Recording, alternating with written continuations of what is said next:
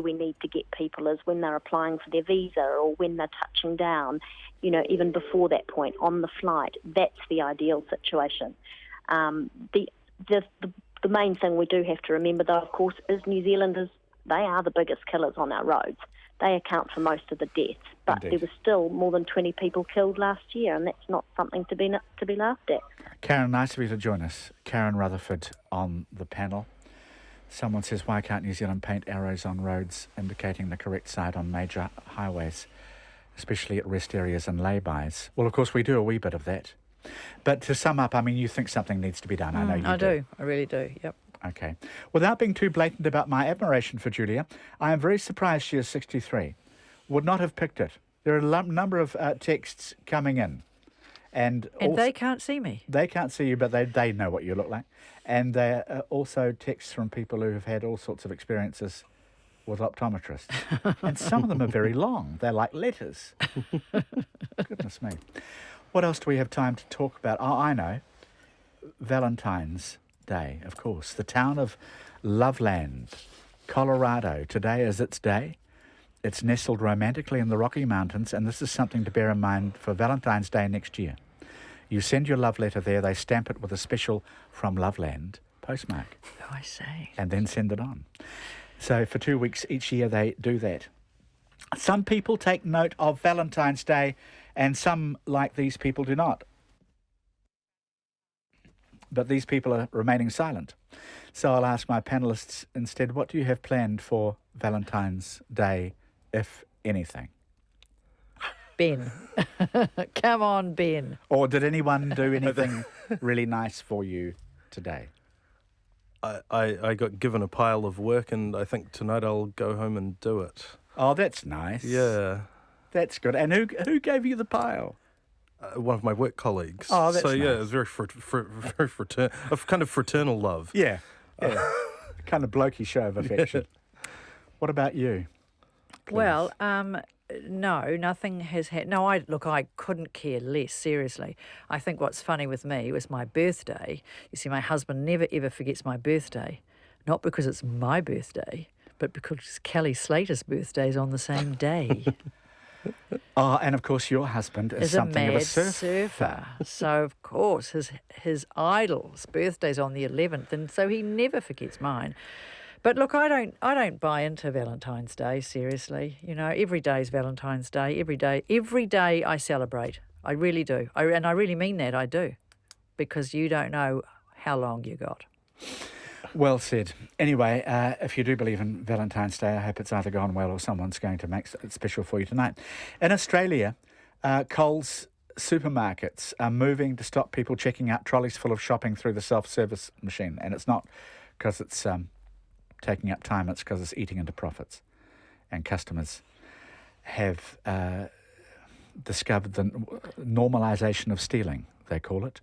Up to a third of people give themselves a discount when scanning their own purchases. Anyway, a Fairfax columnist today, on the back of this, says, why are the supermarkets surprised? While they may claim that self-serve checkouts are more convenient for customers, the real point of them is to boost the company's profitability by cutting their wages bill. Is that how you feel about self-serve? Do you use self-serve, like self-serve? This seems extraordinary to me. I would love to be able to steal food through the self-service mechanism at the supermarket, but within like about 5 swipes, I've got red lights flashing and buzzers going off, and I'm surrounded by 17-year-old supermarket attendants who all think I'm over the age of 65 and calling me sir. What's wrong, sir? So, I don't know who these ninjas are who can sort of just effortlessly slip out there boxes of goods without notice. But I can't. I'm dyslexic, so I can't even go to those things. I can't. I just get so confused, so bamboozled. I don't know which button to press. Forget it. I need the person. I need people. That's why you went to the optometrist in the first place. Well, no, dyslexic doesn't help your eyes. No, I was Julia Hartley-Moore, lovely to have you on the panel. Thank you, even though I was late. Even though you were late, that's fine. And Ben Thomas, always a pleasure. Thanks, Jim. Thanks, everybody. Checkpoint with John Campbell is coming right up. RNZ News at 5. Kia ora, good afternoon, ko Katrina Batanaho. A pilot is dead after his helicopter crashed while helping to fight two major scrub fires in the Port Hills area of Christchurch. A St John spokesperson says they were alerted to the helicopter crash about 2:15 and sent an ambulance, a first response team and a Westpac rescue helicopter to the scene. The police say the pilot, the sole occupant of the helicopter, died at the scene. But our reporter Joelle Daly says they're not saying much else. The police would really give very few details on exactly what happened. They don't know exactly what went wrong. They didn't name the man or the company he worked for, and they wouldn't even say exactly where the chopper came down, only to say that it came down within the fire area, so it wasn't in a residential area, because choppers have been using like dip pools and things like that on the Port Hills to get water to put on the fire. They are notifying the man's next of kin, so we don't really know yet when we will find out who this person was. Joelle Daly, who was at this afternoon's police media conference. The Civil Aviation Authority has suspended all firefighting flight operations in the immediate area of the crash. 9 helicopters and 2 aeroplanes have been used to fight the fires today. Both fires in the area are now under control. The fire service says a fire which has burnt through 130 hectares of land in rural Hawke's Bay is now under control. About 60 firefighters are fighting the blaze off Waimarama Road near Havelock North. Grasslands, a 40-hectare pine forest and 1 house were destroyed by the fire. The Fire Services Area Commander Trevor Bullock says they're still monitoring the wind, but it's likely resources will be scaled back later today. I'm really impressed with the work that's been done, where we've got it contained. And so now it's just a matter of keeping it in the box. It hasn't escaped anywhere overnight. We've got a dead, burnt, right up to our brakes, right around. So really happy with that. The Fire Services Trevor Bullock. The government is moving towards establishing powerful authorities to help fast-track house construction around the country. The Building and Construction Minister, Nick Smith, says special legislation would give the new urban development authorities the power to assemble parcels of land, develop site plans, change infrastructure where necessary and build private and public buildings. He says they'd help major projects like those either planned or underway in Auckland's Hobsonville, Tamaki, Three Kings and Northcote to finish 3 to 5 years earlier. My expectation is that in 5 years' time with these reforms, you would have as many of somewhere between 5 and 10 of these urban development authorities in cities like Auckland and Wellington, really providing pace but also providing centres of high-quality urban living. Nick Smith. There's now a period of public consultation which ends on May the 19th. The United Future leader says he's confident there's enough support for him in Ohariu to get re-elected, regardless of the deal between Labour and the Greens. The Greens will stand aside to help Labour win the seat held by Mr Dunn, whose party supports National in government. The arrangements has been struck under the two parties' Memorandum of Understanding, and there may be other accommodations in some seats. Peter Dunn says he won't ask National to stand aside in his electorate. National's decision is National's business. I'm perfectly comfortable running on the fact that I've represented the electorate well for a considerable period of time, that I know it, I understand its issues. Peter Dunn. National has encouraged its voters to support Mr Dunn in the past, but the Prime Minister Bill English won't confirm if it'll take the same approach this election. More Wales have... The government says it's impractical to test every tourist wanting to drive in the country. A petition was handed over to Parliament today calling for tourist drivers who have been in the country for more than 3 months to sit a full licence test. Judy Richards, who brought the 8,000-strong petition, says it's unfair New Zealanders spend years trying to gain their full licence, but tourists can come to the country and start driving without any real checks. However, the Prime Minister, Bill English, says the government won't be supporting stricter rules. Is it actually practical to drive a test every tourist who's arriving in New Zealand who can drive? And the answer to that is no. Prime Minister Bill English. More whales beach near Farewell split this afternoon. 8 pilot whales have stranded at Taupata Point and dock rangers are worried more could come in. It's almost 5 past 5. To sport, Napier has lost its hosting rights for next month's one-day cricket international between New Zealand and South Africa. The move follows the abandonment of the recent Chapel Hadley match against Australia at McLean Park. The March 1st match has been transferred to Hamilton.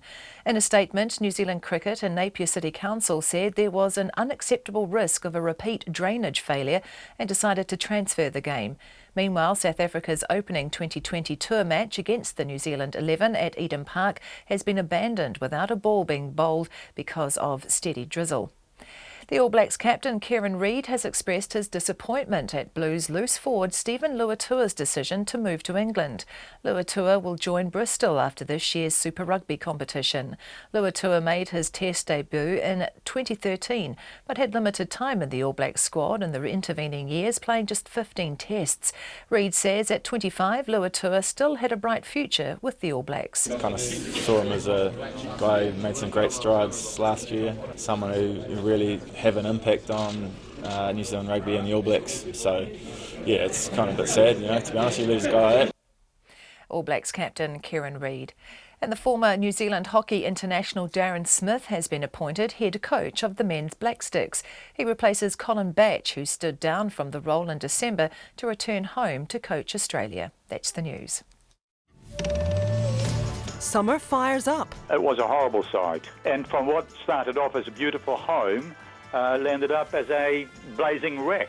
In the north, the helicopters have just started to arrive, carrying the large monsoon bucket. And the south. I'm at this command centre near this fire on Early Valley Road. I can see helicopters flying with monsoon buckets. A huge effort is being put in this morning. News from the front lines. Guy Espiner and Susie Ferguson. Morning Report, weekdays from 6. Then on 9 to noon, Professor Henry Snaith, whose groundbreaking research could almost double the efficiency of solar panels. And after 10, spinal cord regeneration pioneer and Australian of the Year, Professor Ellen Mackay-Sim. Join me, Catherine Ryan, on 9 to noon after Morning Report on RNZ National. Met Service weather through to midnight tomorrow. Northland, mostly cloudy with patchy drizzle. Occasional rain tomorrow. Auckland, Coromandel and Bay of Plenty. Scattered rain, clearing early tomorrow, but returning to Auckland and Coromandel again tomorrow evening. Waikato, Waitomo, Taupo and Taumarunui. Periods of rain, clearing this evening, fine tomorrow. Gisborne and Hawke's Bay, high cloud today with a few spots of rain, mainly fine tomorrow. Taranaki and Taihape to Kapiti Coast. Cloudy periods and isolated showers, gradually clearing today, fine tomorrow. Wellington, Wairarapa, also Nelson and Marlborough, fine and becoming fine this afternoon.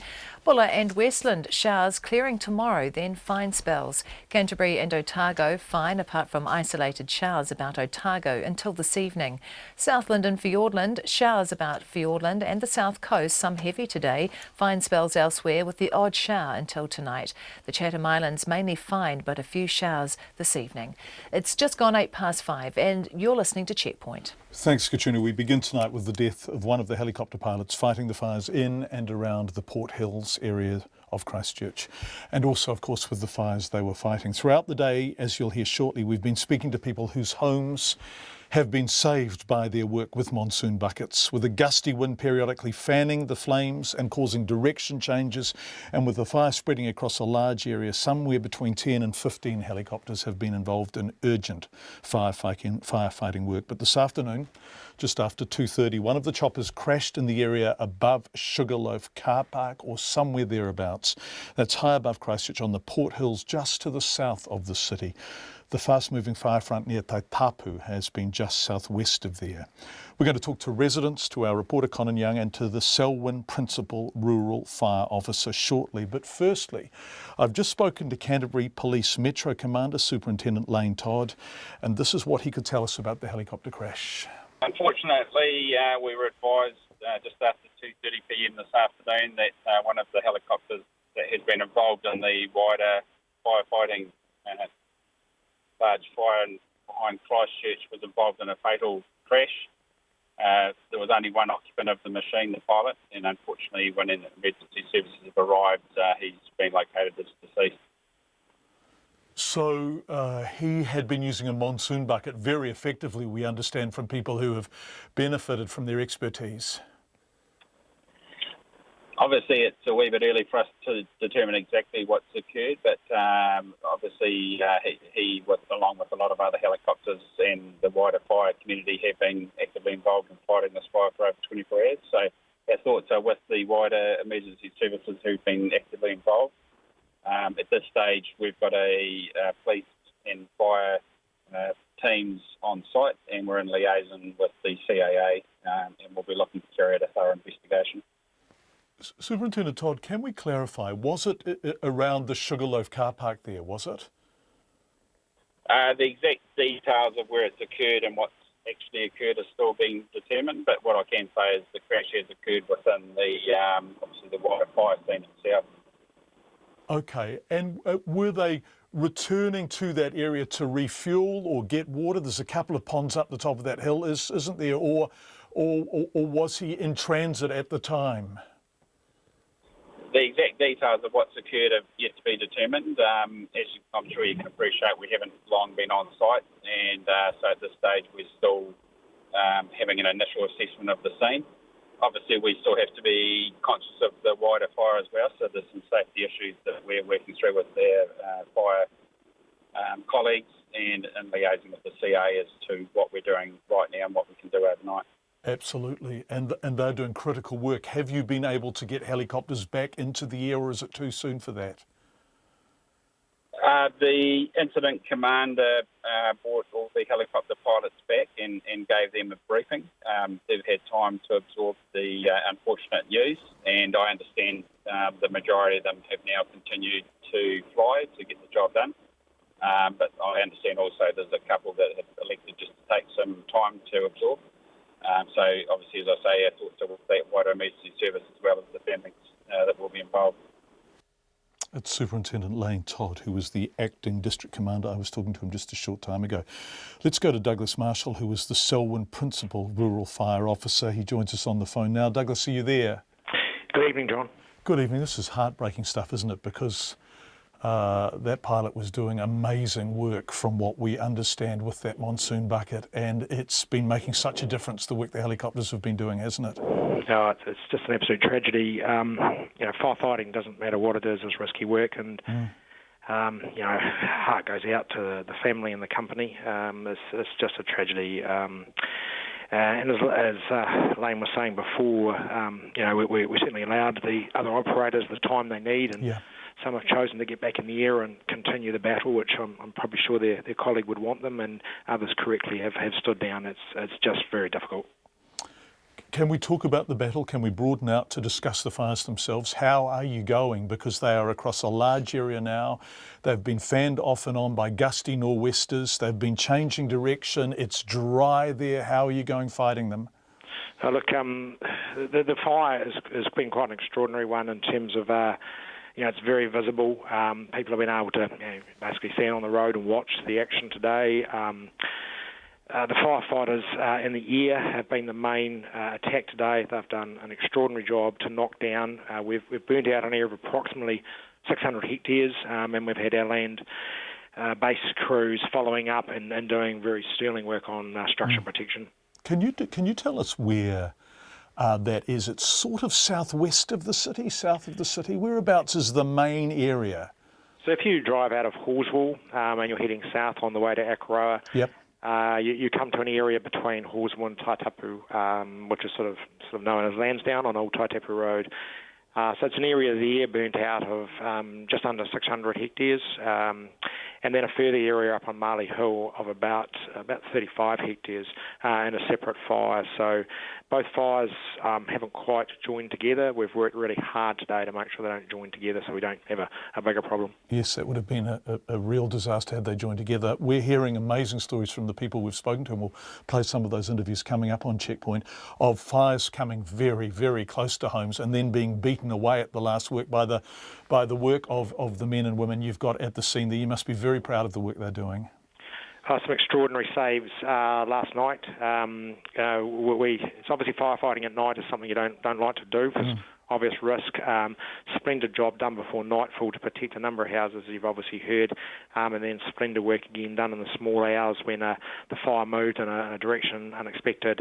But good good understanding of risk and taking and protecting structures, and it's very, very impressed with what people have done today. Yeah, Douglas, I know you've got to go, but a couple more questions. Firstly, a lot of the people doing this work are volunteers, and we need to remember that, don't we? Because they are doing sterling work.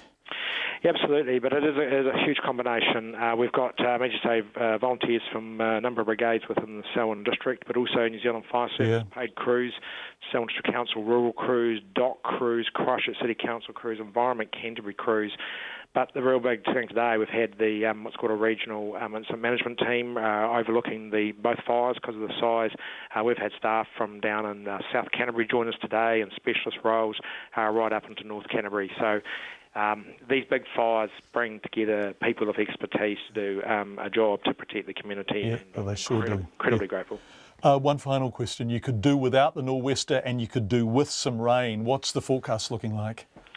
There's not much rain coming in the next wee while. I mean, I've got to plea out to people that particularly, there is a restricted fire season in Selwyn District. There's a prohibited season in Christchurch City, which is on the boundary here.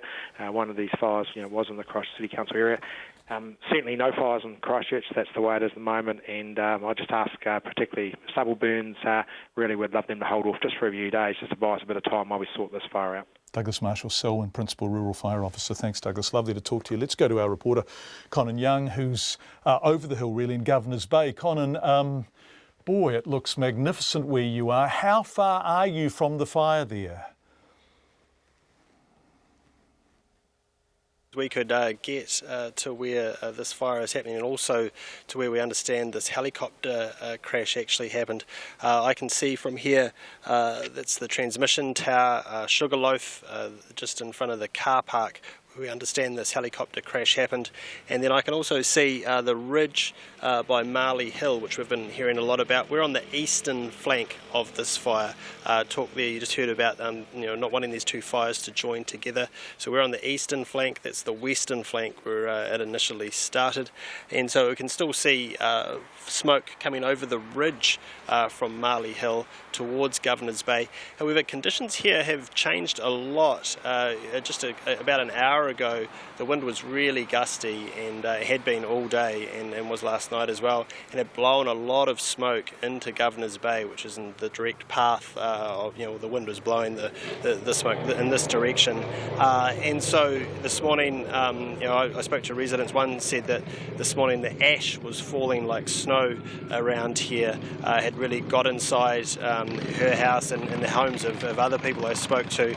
They said everything sort of smells now of ash. Just excuse a motorbike going past there. And so, obviously the residents here, the ones I spoke to, they had a bit of a sleepless night last night. The helicopters weren't able to fight this fire, obviously, in the night time. And so one resident actually sat in their lounge watching through the window these flames up on the ridge above the town and just hoping that they didn't come any closer. Yes, I know that we've been speaking to people who had very nervous nights, people forced to evacuate their homes and not expecting to come back to them, and in most cases, miraculously, they found their homes are still standing today thanks to the great work of the firefighters there. Conan, can you confirm helicopters are back up in the air? Obviously, that will be a close-knit community in Christchurch of people who fly choppers in and around the city. The pilot who's been lost will be known to everyone, but some of the choppers are working again, we understand?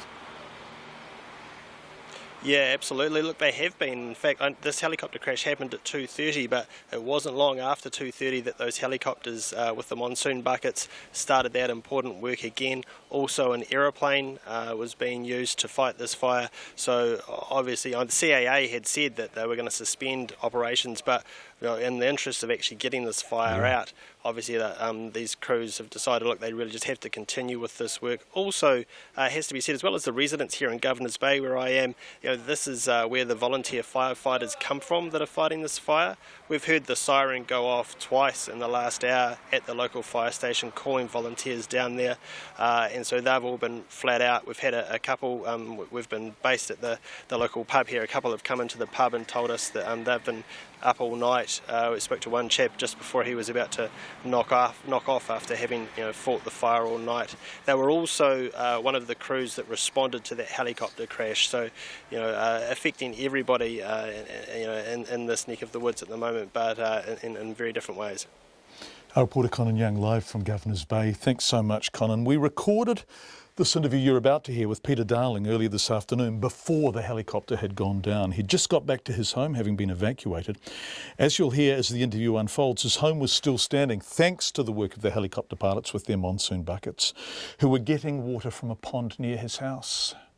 Well, I've just returned from being evacuated, and we're just in the process of putting a fire break round our house, and we're about probably halfway up the Port Hills in Taitapu, and very near a forestry that's on fire at the moment.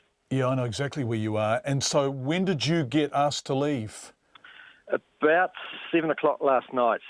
We had a little bit of time to get a bit of stuff, and I've got about 130 cattle on the farm, and we were able to move them a little bit lower.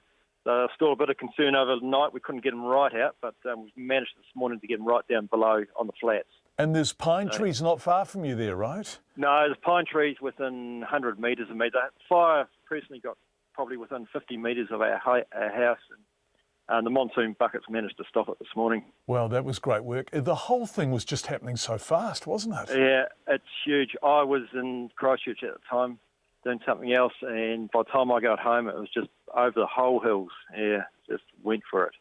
Man, they must have been terrifying hours last night. They certainly were. I came back about 4 o'clock. We left here about 2 o'clock, from down below, and came back about 4 o'clock this morning. I personally thought the house was on fire. It just looked like it was. But at daybreak, we managed to see it wasn't. And, the monsoon buckets went straight away to our place. And, they're pulling water out of a pond in front of our place, and this helicopter's just queuing up to going in and out all the time.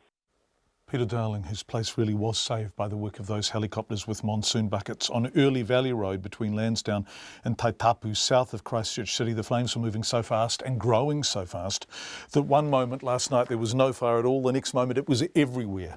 I spoke to Stephanie Sisson early this afternoon, again before the helicopter went down. Stephanie was at home when their power went out. That's strange, she thought, and she picked up the phone, and then... The neighbour came running up the drive and said, I just noticed the power was out, and I had the phone in my hand to ring my husband, and thought, there's no power. And he said, you're ringing the fire brigade? And I said, what? And he said, the fire behind your property. And I stood outside and thought, that's really big. So had a bit of a panicked moment where we got lots of things together, and then we just my neighbour was leaving, so I asked her to take my son, and she took him, and then we went running back and tried to get the fire pump going so we could get some water around the property. So so we were there till quite late last night, and so eventually they said you have to leave. My husband stayed and done some firefighting, and I think it was pretty good through the night, but this morning things have fanned up again, and he rang and said that he thought the property was probably going to go, but then the monsoon buckets, 10 helicopters turned up and dropped monsoon buckets on the boundary, and it seems like it's okay at the moment, so we'll just wait and see. So the monsoon buckets so far have done the trick? So far. And it was quite interesting yesterday watching them come and the helicopters get very low and drop the monsoon buckets into the neighbour's swimming pool to try and take some water out.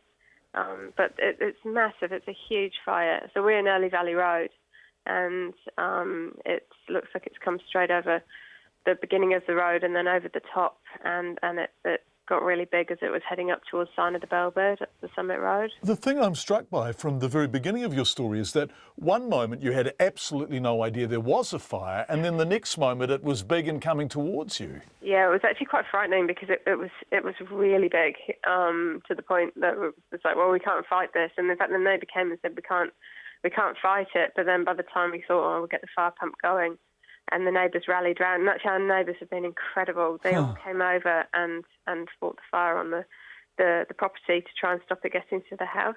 So there was no warning whatsoever, and was it a nor'wester last night? It was a very strong nor'wester when it started. Probably about 6 o'clock, I think it started, and you could just see the flames very quickly coming over the top of the hill. So it all happened really, really quickly. No warning at all. Terrifying.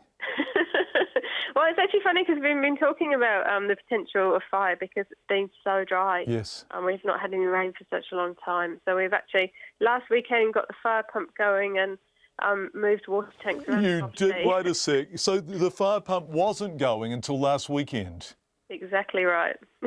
and so you sorted out the pump and you sorted out the water?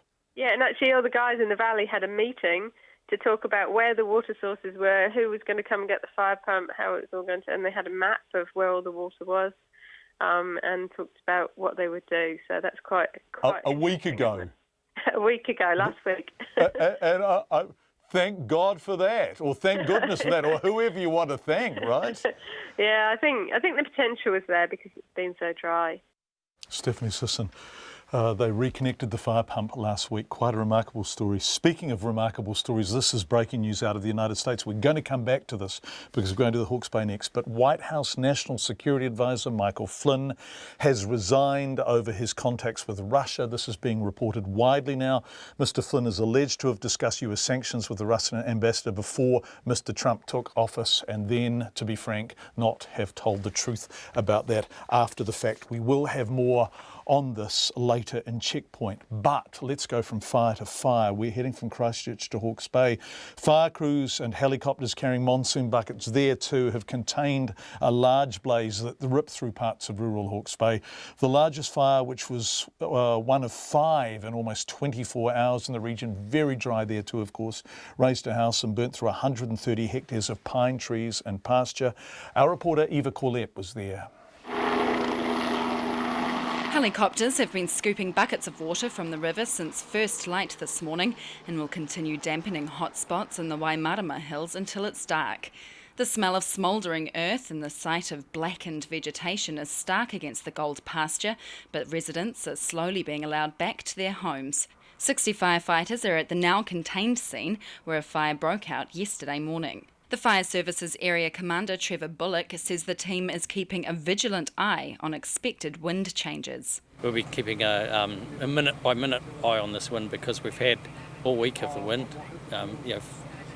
40 plus k's. So it's just starting to come up now. So we're not resting on our laurels, but we've got a defensible space, so we're quite happy with what we've got. More than 130 hectares were charred, including 40 hectares of pine forest. Some sheep were also singed in the heat. But Mr. Bullock says he is happy with the efforts so far. We've got it contained, and so now it's just a matter of keeping it in the box. It hasn't escaped anywhere overnight, and we've got dead, burnt, right up to our brakes, right around, so really happy with that. Mr. Bullock says it's possible power lines blowing in the wind caused a spark that ignited the fire. Farmer Bruno Chambers, whose property is adjacent to the damaged area, says the winds yesterday were gusting up to 70 kilometres an hour. The fire moved into the pine trees and that became explosive with all the resin and associated dry matter within the forestries. That ignited huge fireballs that were quite fantastic to watch, but quite alarming as well. Mr. Chambers, whose family has owned a large portion of land in the region since the 1950s, says he is seeing more and more fires. Real tinderbox conditions in the bay at the moment, and combined with the predominance of westerly winds that have both dried the country out alarmingly and also been a fan for fires that have started, we've got a real issue on our hands, and there will be a lot more. I mean, it's going to be a really difficult time for the firefighters coming up. Civil Defence Controller Craig Cameron says a state of emergency was called because the fire services were stretched across the region and additional resources were needed. We may never have done this before in the district, certainly not in the last 15 years. So it is a rare situation for us. It's quite rare to have this combination of factors, which is essentially drought conditions, extreme wind conditions and extreme heat. Normally the winds have started sort of diminishing by February, March, so it's that perfect storm of factors. Mr Cameron says the state of emergency declaration will be reviewed tomorrow. Tukituki Road is now open to residents, but won't be open to public until further notice. In Hawke's Bay, ko Eva Corlett, tēnei. Yes, Eva Corlett, the reporter. The pictures were shot by Claire Easton Farrell. You can see the pictures we have on Checkpoint if you tune in via Facebook, Freeview Channel 50 or online. We're going now to more breaking news. 8 more whales have restranded near Farewell Spit this afternoon. The Department of Conservation is worried now that more could come in. Our reporter Michael Kropp is at Taupata Point. Michael, hello, it's good to talk to you. We spoke to you earlier in the day and the whales hadn't come back and we all breathed a sigh of relief, but now we can see they are behind you on the beach. Yeah, there are 8 whales here, John. There's this big one right behind me. There's a calf. There are some other average-sized ones. They're in remarkably good nick, actually. So high tide was around 1 o'clock today, I think, and I first saw these whales as I was driving. I thought I was going to go home at about 3:30. So I parked the car, came running out with a few other tourists, and we just started getting them wet. I called Doc. We thought that would, probably need some help, and since then we've been able to get some towels on these guys. There are t-shirts, and people have just done the most remarkable things. They've sacrificed t-shirts, the stuff from the boots of their cars today. They've chopped up water bottles, they've grabbed their chili bins, they've grabbed pretty much anything that can carry water, and they are just ferrying it from, there's a small channel behind me which is pretty deep. So they're ferrying water from there to the whales just to try and keep them pretty happy, because of course, it's when they start to dry out that they really start to suffer. Michael, one of the striking things about being able to see you there is, one, the volunteers who are working right behind you to keep those whales hydrated or just to gently pour buckets of water over them. But the other thing is that when the tide goes out there, it is a long, expansive beach, isn't it? Which is why they have to keep them alive till high tide, because they can't get them back into the sea before then, obviously. Yeah, and high tide's not until after midnight, and the volunteers are going to have to give up at, when it starts to get dark, because it can get quite dangerous, because of course dark animal in the dark, it could get agitated, start crashing its fins or its tail, and people can get injured. So at about 8:30 they're probably going to have to start wrapping up, but I have a feeling that unless people have warm clothes as well in their cars, they're probably going to start fading. It's cooling rapidly here. When I got here about 2 hours ago, it was a stunning afternoon. I put some more sunscreen on, but now it's actually pretty freezing on the beach. So they're going to do the best they can for these whales, but then once it's nightfall, of course, we don't have those same problems about the sun drying their flesh out, so it's just that wind which they have to worry about. Michael Kropp joining us live via live view at Taupata Point with all the people working behind him. 8 whales have come back in from that pod that has been hanging around Farewell Spit since the weekend. It's 5:32. In fact, it's coming up to 27 minutes to 6. Here's Katrina Batten with RNZ Headlines. A pilot is dead after his helicopter crashed while helping to fight 2 major scrub fires in the Port Hills area of Christchurch. A St John's spokesperson says they were alerted to the helicopter crash about 2:30 and sent an ambulance, a first response unit and a Westpac rescue helicopter to the site. The police say the pilot, the sole occupant of the helicopter, died at the scene. The fire service says it has prevented the 2 fires, which are now contained, from joining together. It says the largest has destroyed about 600 hectares and the smaller about 35 hectares. Selwyn's principal rural fire officer Douglas Marshall told Checkpoint helicopter and plane pilots have done the bulk of the firefighting work. He says protecting people's homes and keeping both fires apart remain the priorities, and with little rain forecast, it's work he fears will continue this week. In rural Hawke's Bay, a fire that's burned through 130 hectares of land has been contained. About 60 firefighters have been battling the blaze off Waimarama Road near Havelock North. A house, grassland and a 40-hectare pine forest were destroyed. The US National Security Advisor Michael Flynn has resigned. Mr. Flynn has been under pressure to step down over his phone calls to Russian officials regarding the sanctions imposed on Russia by the Obama administration over supposed interference in the US election. Mr. Flynn initially told the US Vice President he had no conversations regarding sanctions with the Russians, but later indicated that he may have. The United Future leader says he's confident there's enough support for him in Ohariu to get re-elected, regardless of the deal between Labour and the Greens. The Greens will stand aside to help Labour's Greg O'Connor win the seat held by Mr Dunn, whose party supports National in government. Those are the headlines. I'll be back at 6. Thanks, Katrina. It is coming up to 25 minutes to 6. You're with Checkpoint on RNZ. Coming up on the program, the police released footage of the vehicle involved in the attempted abduction of an Auckland woman yesterday. A call for foreign drivers to sit a practical driving test if they plan on staying in New Zealand for longer than 3 months. Contraceptive pills will now be available over the counter in your pharmacy. And pest control finally arrives at a cockroach-infested housing, New Zealand House. We brought you this story last week. The place was awash with cockroaches. We'll go back there to see how the pest control has gone. Now, we would love to hear from you. If you have been affected by the fires in Christchurch or Hawke's Bay, please email us checkpoint@radionz.co.nz or text us on 2101 so we can give you a call if you're in or near, actually near being the operative term in Christchurch, because anyone too close has been evacuated in Hawke's Bay, those fires. We'd love to hear from you. Right, it's been a busy first half hour on Checkpoint. Let's get on with it. Business news now with Jonathan Mitchell.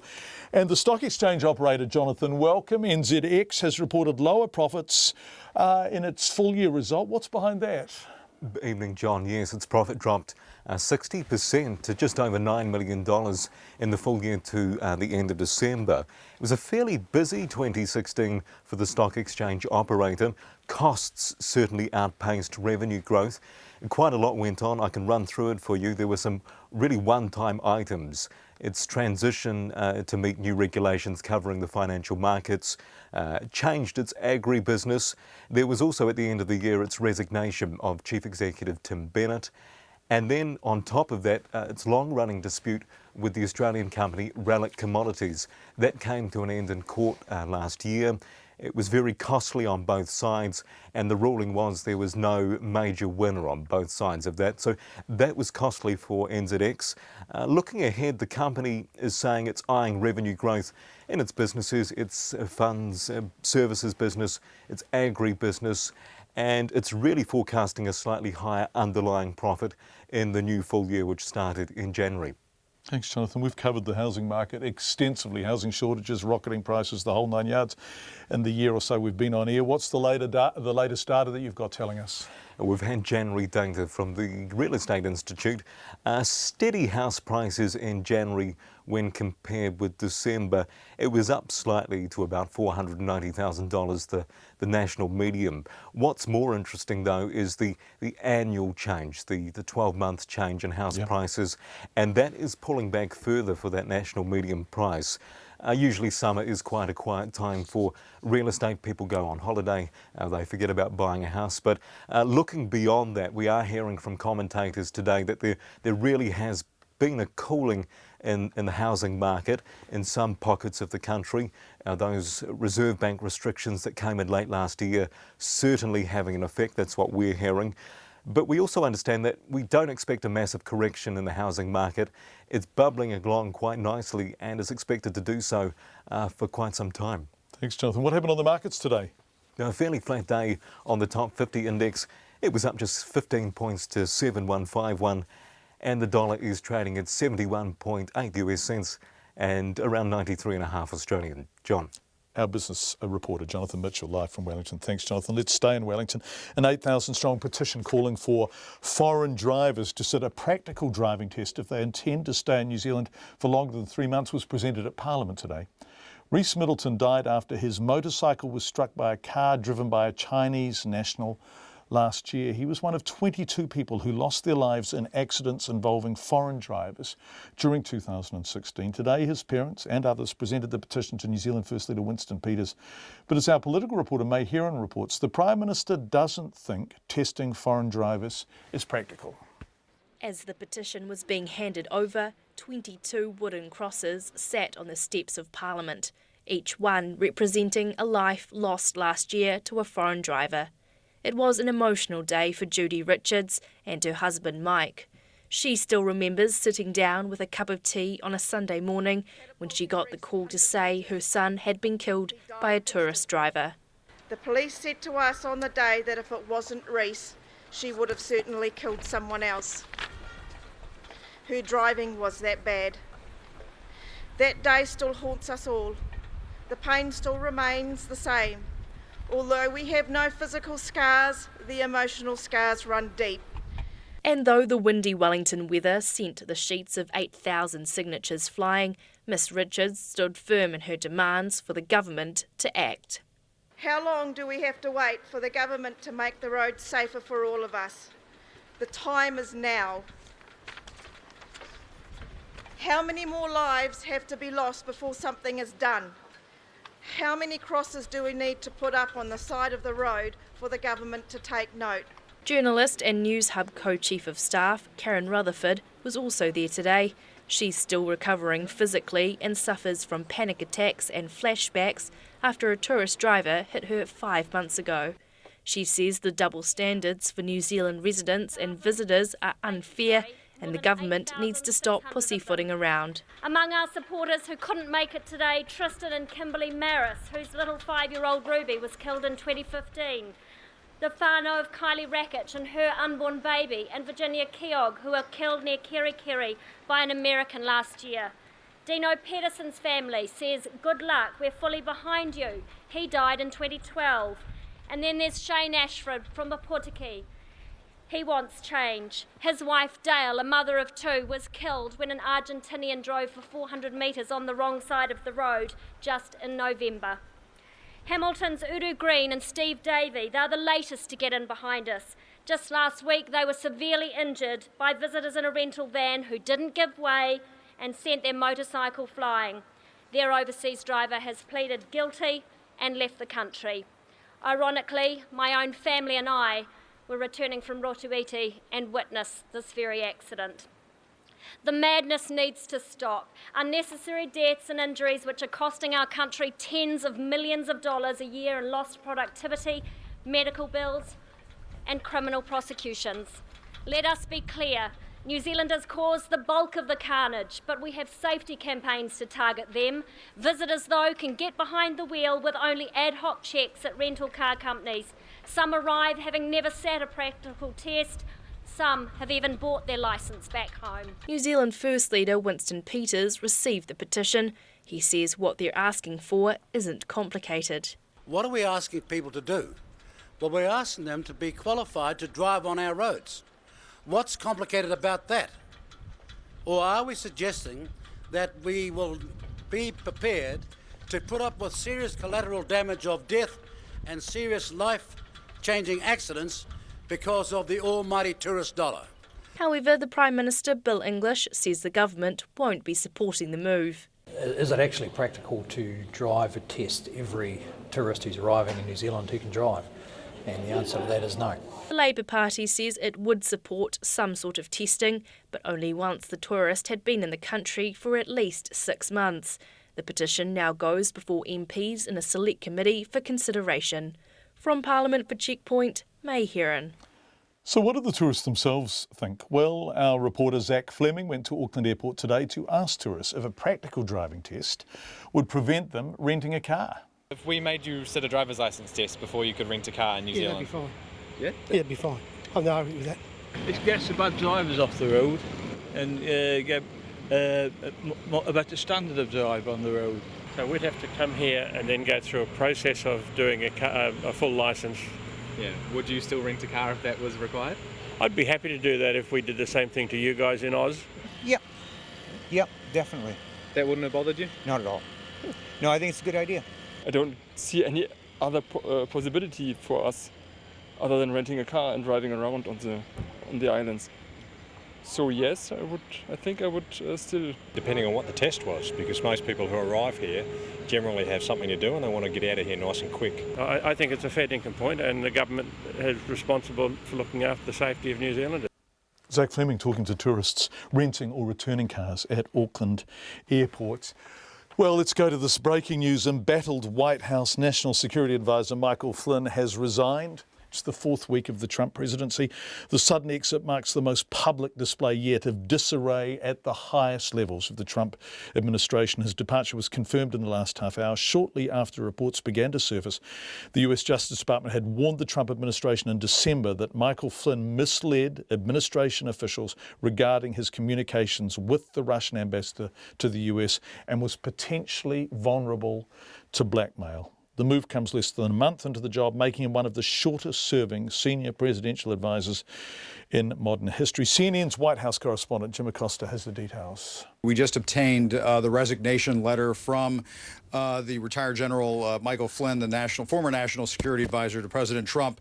It says, in the course of my duties as the incoming National Security Advisor, I held numerous phone calls with foreign counterparts, ministers, and ambassadors. These calls were to facilitate a smooth transition and begin to build the necessary relationships between the president, his advisors, and foreign leaders. Such calls are standard practice in any transition of this magnitude. Unfortunately, because of the fast pace of events, I inadvertently briefed the vice president-elect and others with incomplete information regarding my phone calls with the Russian ambassador. I have sincerely apologized to the president and the vice president, and they have accepted my apology. Continuing on here, throughout my over 30 years of honorable military service and my tenure as a National Security Advisor, I've always performed my duties with the utmost of integrity and honesty to those I have served, to include the President of the United States. It goes on to say, I am tendering my resignation, honored to have served our nation and the American people in such a distinguished way. I am also extremely honored to have served President Trump, who in just 3 weeks has reoriented American foreign policy in fundamental ways to restore America's leadership position in the world.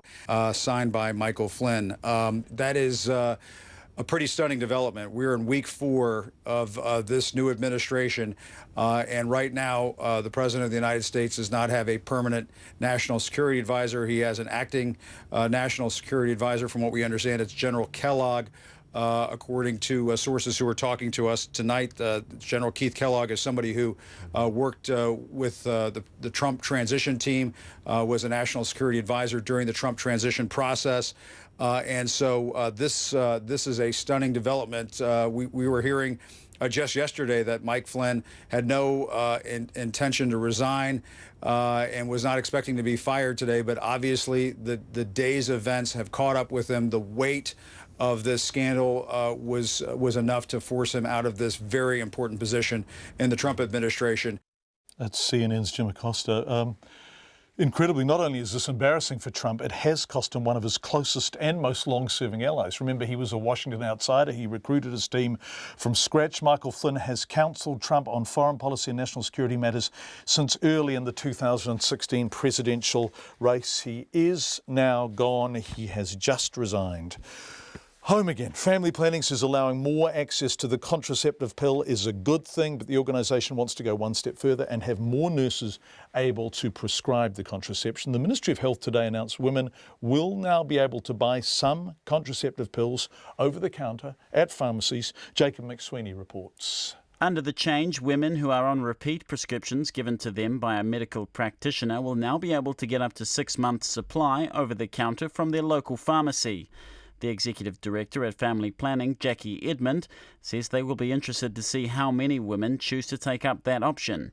But at $45 for a 3-month prescription, she thinks a lot of women will stick to what they've been doing. Particularly younger women, because family planning, it's free to come to an appointment and all you have is a prescription charge. I guess the good thing is that this offers another option for women, and for some women that's going to be really convenient for them. But probably lots of women will continue to go through GPs or family planning or their youth health service. And she says what would go further than having the pill available over the counter at some pharmacies would be to allow more nurses to prescribe contraception. We see that that's the biggest impact because we've got so many nurses out and about through family planning clinics, through community providers, PHOs who are working in communities that can actually offer access that way. The president of the Royal New Zealand College of GPs, Tim Malloy, says while making it easier to pick up the pill might be a good thing, it is still too expensive for a lot of people. The college holds a fear that we are potentially increasing the inequity of healthcare between those people who can afford it and those people who can't. Mr Malloy says the college cares most about the safety of the women using the pill. We're hoping that the suggestions that have been put forward into the scheme to ensure that safety issue is maintained are sufficient. We will wait and see how that pans out in terms of its evaluation. The reaction among young women around Wellington was generally positive. I think it's good because a form of contraceptive is condoms and you can just buy them off the shelf. You know, sometimes people get a bit embarrassed about it, but you just get it from pharmacies or supermarkets. The female equivalent should be able to be received as easily. Probably a good thing for people who can't afford to keep going back to the doctor to get the prescription every 6 months or whatever. When it's that easy to just go to the pharmacy instead of GP to get it, it's going to probably increase the number of people using it. If there has been prescribed in the past, there is no reason for it not to be available over the counter. People with no issues where it's just routine going to get it back again and again, then that'll be really handy. The pharmacy retail group Green Cross Health has been one of the companies pushing for its stores to be able to offer the pill over the counter. It says between 140 and 200,000 women in New Zealand take the pill. The company's group manager, Alison Van Wyk, says the decision means pharmacists will be able to work closer with medical practitioners on the matter. But she says greater availability of the pill isn't supposed to turn women away from where they previously got it. We stand alongside nurses who prescribe, family planning and general practice now around that convenient access. Now what we have is women have an additional choice as to where they choose to access their oral contraception. Green Cross Health says it expects to have several brands of the contraceptive pill available after its pharmacists are trained in about 3 to 4 months. For Checkpoint, Ko Jacob McSweeney, Tēnei. You are with Checkpoint on RNZ. Thank you for being with us. It's coming up to 9 to 6. Last week, we brought you the story of a man who was in a 10-week battle with Housing New Zealand to get them to fumigate his cockroach-infested state home. And infested is not an overstatement. Daniel said he'd been asking for help to no avail. When we visited, there were literally hundreds, in fact, possibly thousands of cockroaches all around the place, hiding behind his fridge in particular. Well, today, some good news. A Housing New Zealand pest control contractor turned up.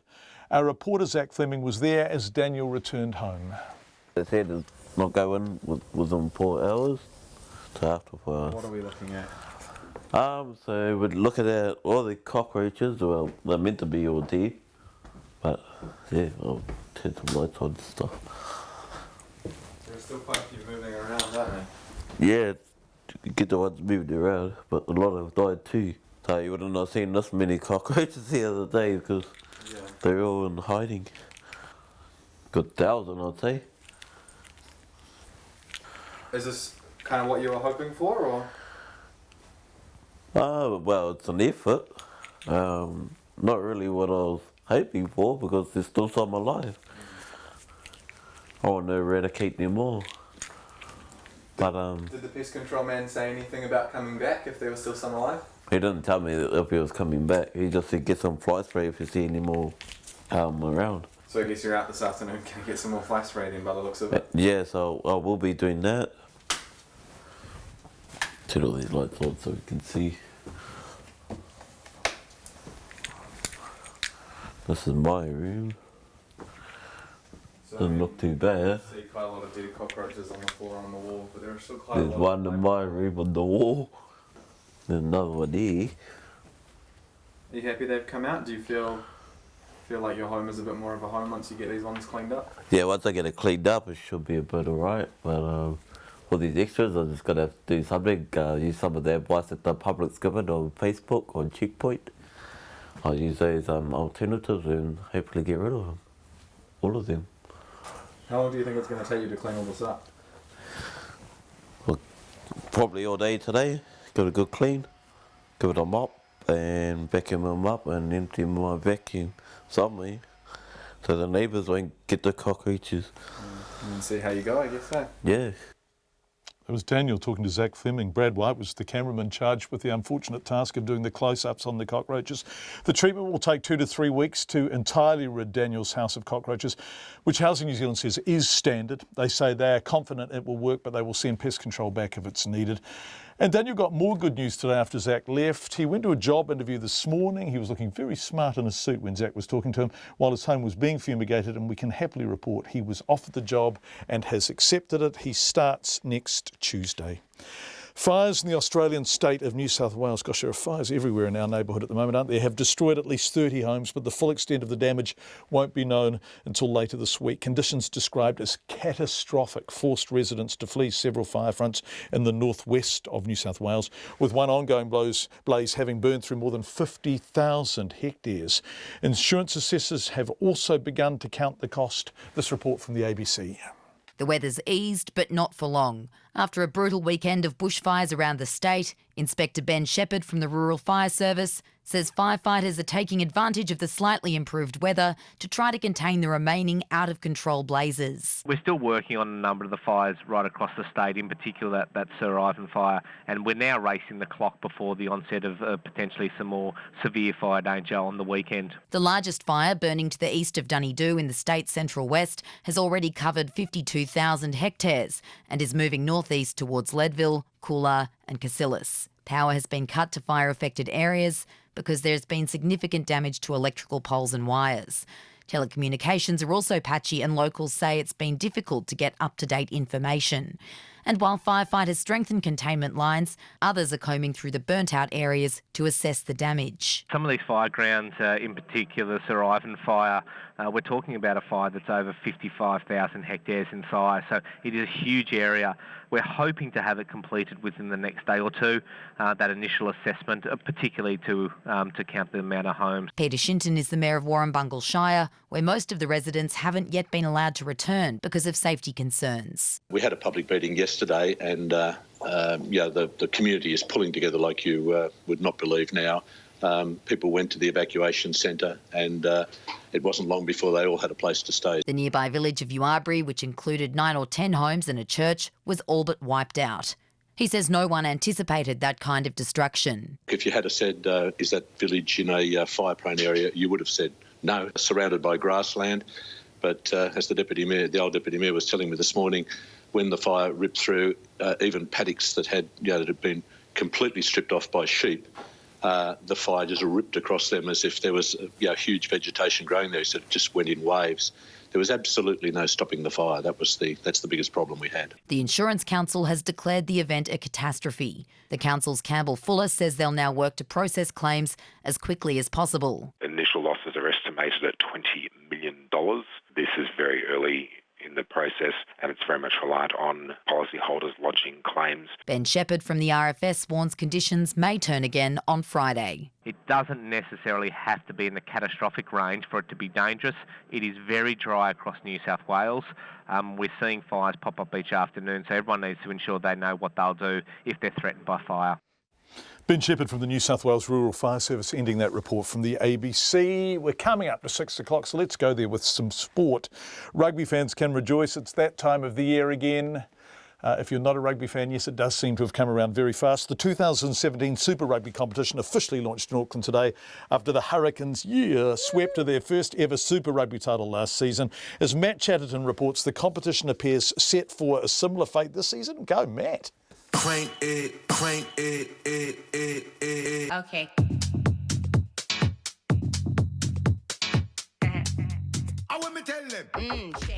It's a new year, new competition, and a catchy new marketing campaign for the Super Rugby season.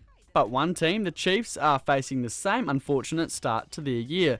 Last year, the Chiefs lost 2 key players in the pre-season, and this year, halfback Brad Weber and loose forward Mitchell Graham have both been ruled out of their campaign after injuries at the Brisbane Tens on the weekend. Chiefs hooker Nathan Harris says the team isn't dwelling on the losses with such a long season ahead. It does feel a little bit deja vu, but I guess it's just exciting times, and we look forward to a challenge at the Chiefs, so just looking forward to going one better or even 2 better to try and sort of get that championship title. Despite being a 5-country competition, it was perhaps unsurprisingly the New Zealand teams who stood out last year with their hard-hitting, fast and attacking rugby. Crusaders captain Kieran Reid expects nothing less this year. I think you're probably at the top of the table if you win the New Zealand Conference, just how strong the teams we've got here this year. So tough games, mate. They always, everyone knows each other really well. So brutal, fast and exciting rugby, which I'm sure we'll see. The team to beat will undoubtedly be last year's champions, the Hurricanes, though they don't believe they have a target on their back. Halfback Te Toiro Tahurirangi says being the defending champions counts for nothing this year. It just gives us that mindset of we have to go and earn it and start back at square one. If we're in a show, if we want it, we'll get it. So we can't really rely on last year's structures to get us through this year. So. Tahurirangi says he's looking forward to working under Hurricanes first choice number 9, TJ Perenara. He may need to be wary of some of his teammates though. Perenara says winger Corey Jane showed promise at halfback at the Brisbane Tens. I see Corey out there running around at halfback. He come back and he reckons he's probably the number one halfback running around now, so I've got my work cut out for me over the next couple of weeks to make sure he doesn't take that off me. With competition so fierce between teammates, it's no wonder the New Zealand Super Rugby Conference is so tough. The first game of the season is next Thursday between the Melbourne Rebels and the Auckland Blues. For Checkpoint, Matt Chatterton. So much feedback on foreign drivers. Time for one before the news. My husband and I live in the Bay of Islands, near where an American tourist caused a fatal crash last year. Both my husband and my best friend on 2 separate occasions have nearly been taken out in the same spot by cars on the wrong side of the road. Something has to be done, says Kate. RNZ News at 6. Kia ora, good evening. Ko Katrina Batten tēnei. A pilot is dead after his helicopter crashed while helping to fight 2 major scrub fires in the Port Hills area of Christchurch. The police say the crash happened just after 2:30 in the area above the Sugarloaf car park. The pilot, the sole occupant of the helicopter, died at the scene. Canterbury Police Metro Commander Superintendent Lane Todd says it's not clear whether he was returning to refuel or get water. We're still having an initial assessment of the scene. Obviously, we still have to be conscious of the wider fire as well, so there's some safety issues that we're working through with their fire colleagues and liaising with the CA as to what we're doing right now and what we can do overnight. Superintendent Lane Todd. The Civil Aviation Authority has suspended all firefighting flight operations in the immediate area of the crash. 9 helicopters and 2 aeroplanes have been used to fight the fires today. Both fires in the area are now under control. The fire service says a fire which has burnt through 130 hectares of land in rural Hawke's Bay is now under control. About 60 firefighters have been fighting the blaze off Waimarama Road near Havelock North. Grasslands, a 40-hectare pine forest and 1 house fell victim to the fire. The fire service's area commander Trevor Bullock says they're still monitoring the wind, but it's likely resources will be scaled back soon. The United States National Security Advisor Michael Flynn has resigned. Mr. Flynn has been under pressure to step down over his phone calls to Russian officials regarding the sanctions imposed on Russia by the Obama administration over supposed interference in the US election. The BBC's David Willis has more. National Security Advisor Michael Flynn, a man with close ties to Russia, made a number of calls to the Russian ambassador to the US over the Christmas period, around the time that Barack Obama was imposing sanctions on Russia over its interference in the US election. Mr. Flynn initially insisted those calls were purely concerned with setting up a telephone call between Mr. Trump and the Russian leader Vladimir Putin. But after the Vice President Mike Pence went on television to deny that the 2 men had discussed the possible lifting of those sanctions, intelligence intercepts emerged which appeared to contradict that. David Willis in Washington. The government is moving towards establishing powerful authorities to help fast-track house construction around the country. Special legislation would give the new urban development authorities the power to acquire land, change infrastructure where necessary, and build private and public buildings.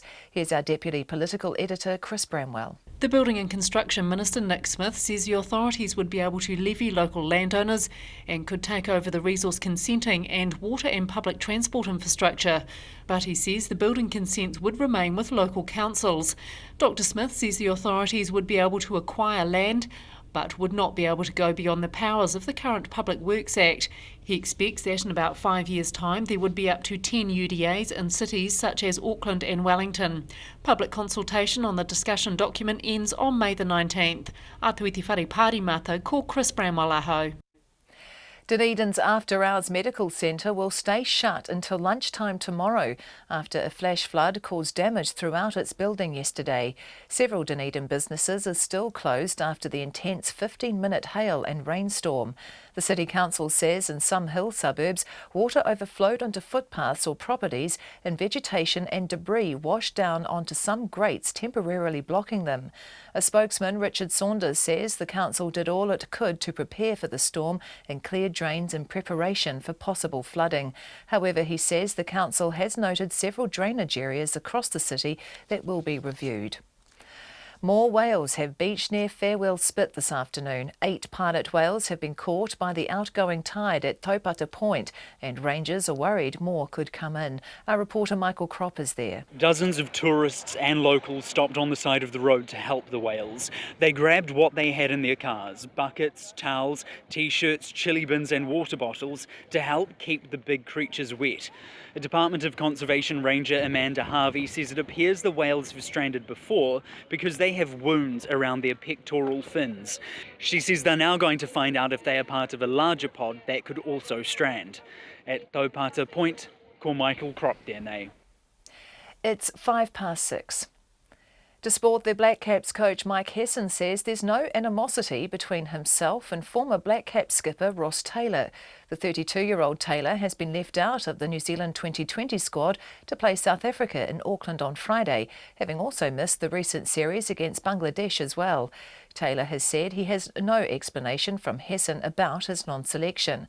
However, Hesson says he and selector Gavin Larson have spoken with Taylor regularly, and with the Black Caps being number 1 in the world T20 rankings, there's simply no room for Taylor. First and foremost, like any side, there needs to be a position available. Munro at 3, Corey Anderson, Tom Bruce have done incredibly well through the middle order, so we know Ross is a quality player. And we know Ross is keen to play T20 cricket, but at the moment we've got a side that's performing pretty well. Mike Hesson. Napier has lost its hosting rights for next month's one-day cricket international between New Zealand and South Africa. The move follows the abandonment of the recent Chappell-Hadley match against Australia at McLean Park due to drainage problems. The match has been moved to Hamilton. The former New Zealand hockey international Darren Smith has been appointed head coach of the men's Black Sticks. Smith replaces Colin Batch, who stood down from the role in December to return home to coach the Australian national side. And Manchester City have beaten Bournemouth 2-0 to move into second place in English football's Premier League, cutting Chelsea's lead to 8 points. That's the news. Tonight on Nights, Lara Shepherd talks about her work examining the DNA of the scarlet shearwater. Quite an achievement given its extinct. We have a window on the word of eugenics, American style. And because it's Valentine's Day, this week's pundit, our largely libertarian thinker Eric Crampton, wants to dedicate his chat to sex, love and economics. He's such a romantic. On Nights with me, Brian Crump, after the news at 7 on RNZ National. Met Service weather through to midnight tomorrow. Northland, mostly cloudy with patchy drizzle. Occasional rain tomorrow. Auckland, Coromandel and Bay of Plenty. Scattered rain, clearing early tomorrow, but returning to Auckland and Coromandel again tomorrow evening. Waikato, Waitomo, Taupo and Taumaranui. Periods of rain, clearing this evening, fine tomorrow. Gisborne and Hawke's Bay, high cloud today with a few spots of rain, mainly fine tomorrow. Taranaki and Taihape to Kapiti Coast. Cloudy periods and isolated showers gradually clearing today, fine tomorrow. Wellington, Wairarapa, also Nelson and Marlborough, fine or becoming fine this afternoon. Bulla and Westland, showers clearing tomorrow, then fine spells. Canterbury and Otago, fine, apart from isolated showers about Otago until this evening. Southland and Fiordland, showers about Fiordland and the south coast, some heavy today, fine spells elsewhere with the odd shower until tonight. And the Chatham Islands, mainly fine, but a few showers this evening. It's coming up to 6:08 and you're listening to Checkpoint. Thanks, Katrina. Let's return to where we began the program tonight at 5 o'clock. That is the major fires in and around Christchurch, really. They have claimed the life of a helicopter pilot who was helping to fight the blazes around the Port Hills. One home has been destroyed, 24 others had to be evacuated overnight. But those choppers with their monsoon buckets did incredible work keeping the flames away from them. Shortly we'll bring you a report from our man on the scene, Conan Young, our reporter there. But first, Douglas Marshall, he is the Selwyn Principal Rural Fire Officer. He told us earlier about the helicopter crash. It's just an absolute tragedy. Firefighting, doesn't matter what it is risky work, and heart goes out to the family and the company. It's just a tragedy. And as Lane was saying before, we certainly allowed the other operators the time they need, and some have chosen to get back in the air and continue the battle, which I'm probably sure their colleague would want them, and others correctly have stood down. It's just very difficult. Can we talk about the battle? Can we broaden out to discuss the fires themselves? How are you going? Because they are across a large area now. They've been fanned off and on by gusty nor'westers. They've been changing direction. It's dry there. How are you going fighting them? The fire has been quite an extraordinary one in terms of, it's very visible.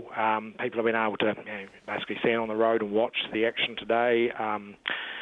The firefighters in the air have been the main attack today. They've done an extraordinary job to knock down. We've burnt out an area of approximately 600 hectares, and we've had our land base crews following up and doing very sterling work on structure protection.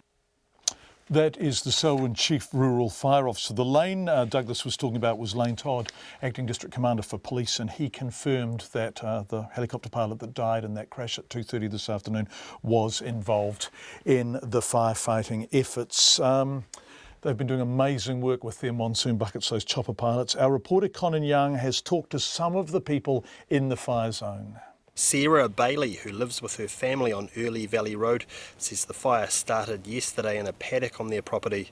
She doesn't know what caused it, but says it quickly spread. We couldn't drive down the hill, so we had to leave up through other people's paddocks and drive up onto the summit road to leave. It was pretty unexpected. RNZ News spoke to Sarah just as she received word they were going to be allowed back into their home to retrieve some of their belongings. We saw some photos earlier today, and it's pretty crazy because literally everything around the house is charcoal now. It's just ashes, and then there's the house. It's this big yellow house, and I don't know how the hell it survived, but I'm quite happy that it's done as well as it seems to have. So for now, we're just hoping that we can get in, rescue the photos, maybe a pillow or two. On the other side of the hill in Governor's Bay, residents have faced another day of nervously watching a second fire that started on Marley's Hill to see if the winds would continue to blow it in their direction. Amanda Jennings and her husband have been taking turns staying home with their 2 children today after the Bay's school was closed due to the smoke. She says this morning ash from the fire was falling like snow. Nobody got much sleep last night. From our deck we can see up onto the ridge, and it was spectacular in the dark.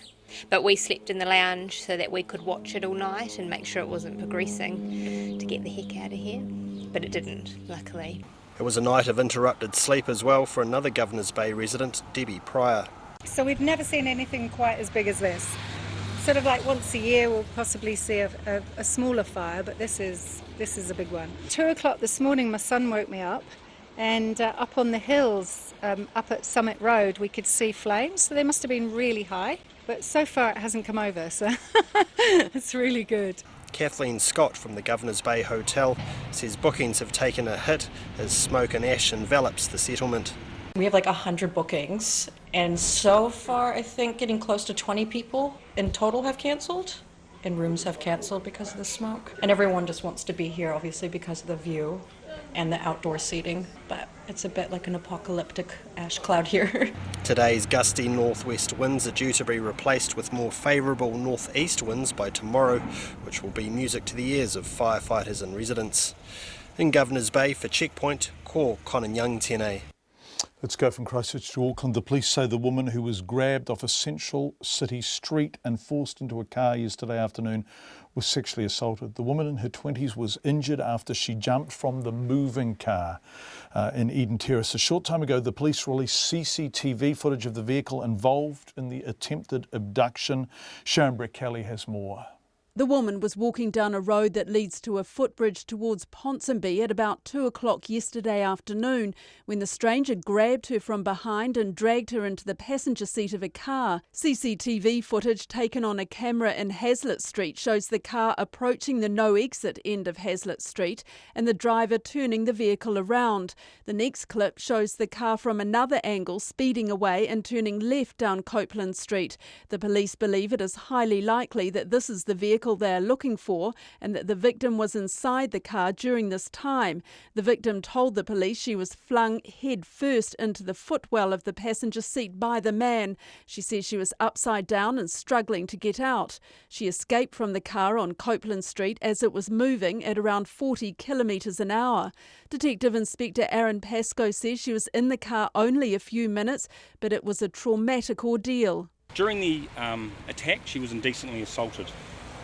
She's currently receiving support from victim support and from police officers, and she's trying to come to terms with what's happened to her. This is a terrible ordeal for any woman, and I cannot reiterate enough that we're determined to find this person as soon as possible. The police have talked to local residents and business people and distributed leaflets. Criminal profilers and other specialists have been called in to help find the man. Detective Inspector Aaron Pascoe says they are looking at offences that could be related. We've had a lot of information and it's been really, really helpful, and we're working our way through that at the moment, and that includes both about similar vehicles and about potentially similar types of offending, and that's being looked into as we speak. And he says the police have a fuller description of the man after interviewing the woman again today. He's described as a light-skinned Māori or Pacific Islander, around 180 centimetres tall. He is described as being a fat, large build. He has no facial hair, and he has full-length tattoos on both arms. He was wearing a really distinctive checkered shirt that was white, red and blue. This shirt was a collared shirt, it was unbuttoned, and both of the sleeves were rolled up. We think this is something that's quite distinctive that members of the public might recognise. The car was previously described as a silver or dark grey SUV, but the latest CCTV footage shows it could also be black. Meanwhile, Detective Inspector Aaron Pascoe says there is nothing to suggest gang connections, but it cannot be ruled out. Mō te hotaka o te ahiahi ko Sharon Brett Kelly aho. 6, an 8,000 strong petition, 8,000 strong signature petition calling for foreign drivers to sit a practical test if they intend to stay in New Zealand for longer than 3 months was presented at Parliament today. Rhys Middleton died after his motorcycle was struck by a car driven by a Chinese national last year. He was one of 22 people who lost their lives in accidents involving foreign drivers during 2016. Rhys's parents were supported by journalist Karen Rutherford, who's still recovering from a serious car accident involving a tourist last August. Speaking from Parliament, Karen told me via Live View what happened. Well, my daughter and I were on a Saturday afternoon ride. We went out onto the open road near our home. We always cross over at a certain point. It's a very long, straight stretch of road. It's dangerous to ride on the other side, so we always cross over. And I can't talk too much about it. The gentleman that hit me, a Chinese national, is appearing in court in 2 weeks' time. It's his trial. But yeah, head on, massive head injury, broken bones all down this side. I need one more operation on my knee. I've got internal leg injury and the whole of my leg was degloved, so the surgeon could put his hand right inside my leg. It was completely ripped out. So it's been a long road to recovery, and I've used a lot of this time to actually think about getting involved in today's petition. I've found it quite cathartic to a certain extent, just being able to help someone like Judy, who's been through a hell of a journey herself. So yeah, that's why I'm doing it. Do you know roughly how much it has cost to treat you, rehabilitate you, get you to this point? It's unbelievable, the services that have been available to me. I have had 3 times a week district nurse visits. I've had a concussion therapist, I've had a psychologist, I've had a physio, and the list goes on. It's almost like a full-time job being in rehab, I can tell you that. And the figures from NZTA suggest that it costs for an injury like mine around $760,000 when an overseas driver takes someone out and subjects you to this sort of thing. So if you're killed by someone, it's costing the country around $4 million in lost productivity. But the criminal prosecution, the medical bills I've faced that ACC is paying for, that all adds up to, they're saying, around $760,000.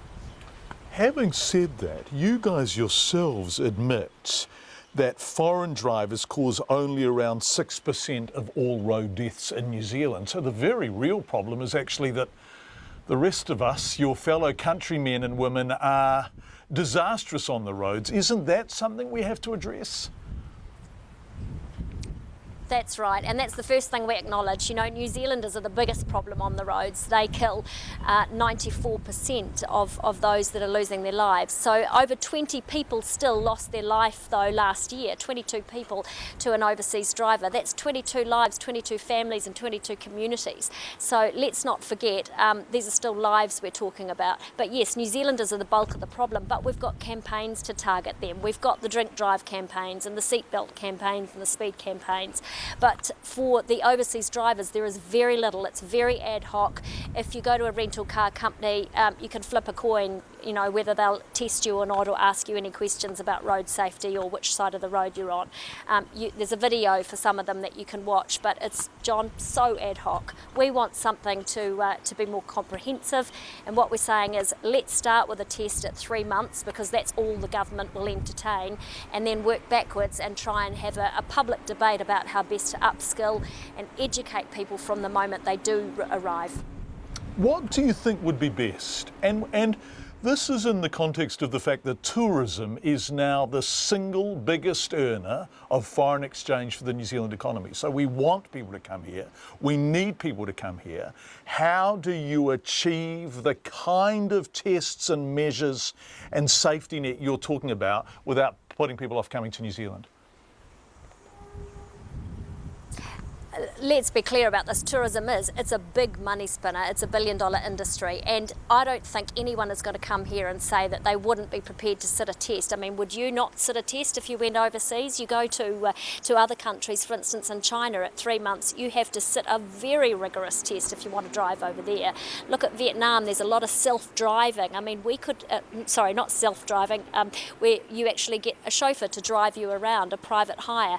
There's a massive industry in that. If visitors were to come here, and if they weren't prepared to be tested, then they get in these chauffeur-driven cars, and that's providing some sort of you know, income for New Zealanders if they're the ones doing the driving. They're the ones that know the road.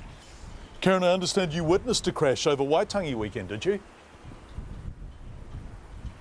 Oh, honestly, of all the things, it was ironic. My family and I mean, we haven't really been able to get out of the house much in the last few months because I've only just got off crutches, and we go on this wonderful holiday to Rotuiti. We're coming back and we're in a queue for 20 minutes and we come upon a rental car, a juicy rental car, and my husband said to me, honey, look away, it looks like it could be visitors. And sure enough, it was the Asian gentleman that took out Uru Green and Steve Davey, who are in a very bad way in Waikato Hospital. He has pleaded guilty and he's just gone back to China. So for our family to actually see that just brings it all up again, and I can tell you physically my body actually rises up in this well of pain when I see something like that. It's like a panic attack. So physically I feel it too, as well as emotionally when I see things like that. But I talked to Uru Green the other night. She's a pretty strong lady and she's got very similar injuries to what I had, and she's a big supporter of what we're doing here with the petition. Karen Rutherford speaking from Parliament earlier. The Greens deny they're being hypocritical by standing aside in the key seat of Ohariu in the first electoral deal under the Labour-Green Memorandum of Understanding. That seat's currently held by the United Future leader and government support partner Peter Dunn. He's been there for a long time, of course. The majority there now, about 700 votes. Here's our political editor, Jane Patterson.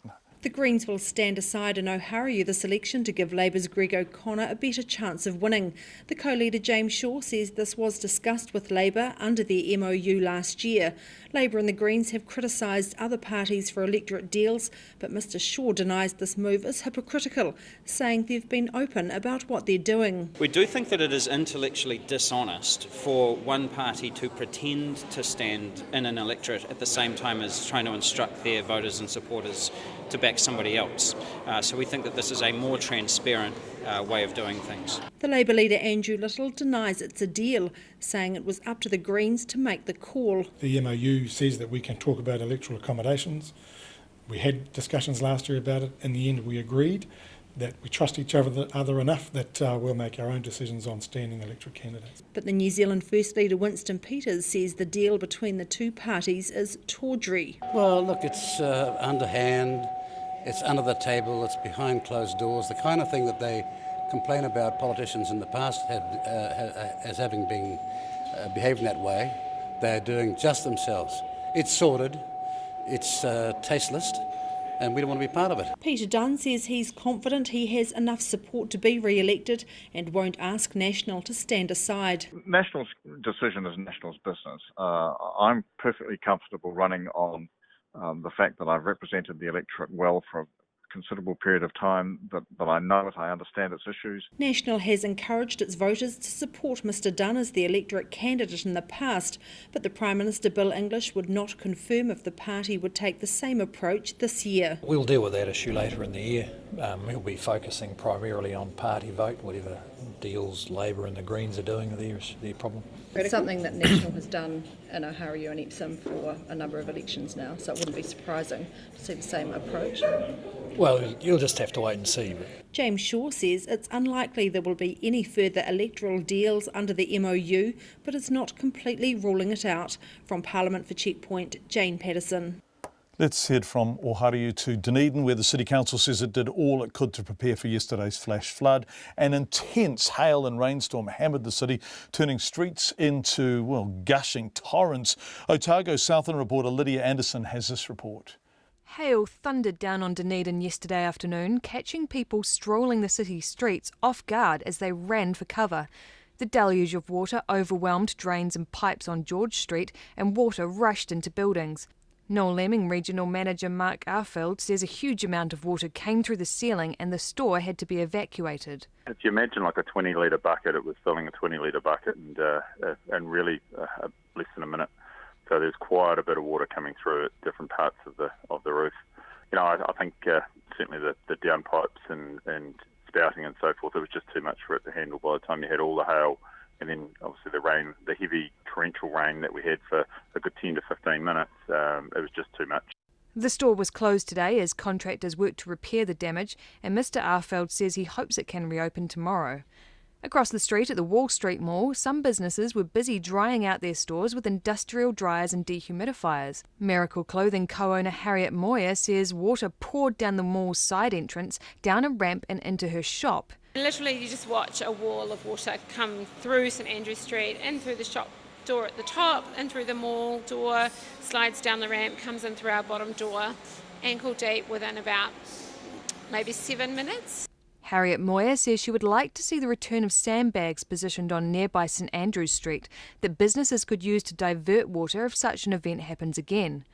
Marbeck's chef Dominic Sturt says he and other staff grabbed tea towels and floor mats to try and stop the water coming through the mall's side entrance. The water's just pouring down the street, so I went out and had a look, and it was starting to pour into the mall through the doors and everything, and go down into the basement. We managed to build like a little blockade to stop all the water from coming into the mall. The council's acting manager of transport, Richard Saunders, says the council did what it could to prepare for the forecast bad weather. It was forecast, perhaps not to that extent, but the contractors had been out in the morning, some additional crews just to clear debris and things from around drains and mud tanks, just to ensure that we'd done all we could before that event. Mr Saunders says the council will undertake a review of the drainage near the Wall Street Mall to see if improvements can be made. There's been a lot of work happening to clean and ensure the infrastructure is working properly, and we're still continuing that. And you know, we would hope that we're in a good position to deal with an event of this nature at any time of the year. But obviously, when there's something that is that intense in that short period of time, then there is always likely to be some issue with water, with surface water. He says 75 calls came in from the public as the storm progressed, and 12 crews of contractors were sent out to clear drains and roads of debris that had piled up. He says pockets of South Dunedin, Kaikorai Valley and Mosgiel experienced surface flooding, but all have been cleared today. The council estimates that about 9.5 millimetres of rain fell in just 15 minutes. In Dunedin for Checkpoint, Lydia Anderson. Let's head from Dunedin to the centre of the North Island. A cocky from Taumarunui has penned a poem for Valentine's Day in the hope it inspires others to do the same. It's gone a little bit viral. Wallace Knight, as in Shining Armour, has written a poem called To Rhonda. Wallace didn't expect that he'd end up on the radio, but we called him and got him to read it for us tonight, and we began by finding out who Rhonda is, and we're going to end with Wallace. Thanks for being with us, everyone. We'll see you tomorrow. The only Rhonda I do know is Colin Meads' daughter. So So it doesn't refer to anybody. What it is a sort of a portmanteau word of my farm motorbike, which is a Honda, and my main working dog, which is Rata. So I put my two main loves together and I got Rhonda. Yeah, that's good. So anyway, shall I start? Yeah, good man. To Rhonda. The heavens are aglow with the planets, 1 million stars in the moon, yet they don't outnumber the merits of the one for whom I croon. You're a random collection of riches, like charity, honour and wit, and in all the expanse of the heavens, there's not room for your virtues to fit. From Ruapehu's flanks of wild heather to where the Hiwi's zephyrs blow, I broadcast my love for you, darling. I want all this basin to know that you are a national treasure, that you are simply divine, that you are our age's archangel, and that you are my Valentine. Thank you. Bloody beautiful, Wallace. It comes from the heart. You were writing it to a place, weren't you? That's a poem to a place, Wallace. That's not to a woman, that's to a place. No. From Ruapehu's flanks to do you know the Hiwis? No. It's a sort of a hill, sort of on the northwestern boundary of the Ruapehu. Yeah, well, Wallace, that's a love sign. That's a love poem to where you're from. No, it's not. Isn't it? You sure? From Ruapehu, I broadcast. I see where you're coming from, but no. You could take it like that. Yeah. Okay. Well. Okay. All the best. RNZ News headlines at 6:30. A pilot is dead after his helicopter crashed while helping to fight two major scrub fires in the Port Hills area of Christchurch. The embattled US National Security Advisor Michael Flynn has resigned. The government is moving towards establishing powerful authorities to help fast-track house construction around the country. And Dunedin's After Hours Medical Centre will stay shut until about noon tomorrow because of damage from a flash flood yesterday. Our next news and weather is at 7. This is Trending Now, our feature highlighting the stories you've been sharing via digital and social media. Coming up, we have a summary of what happened in Parliament today.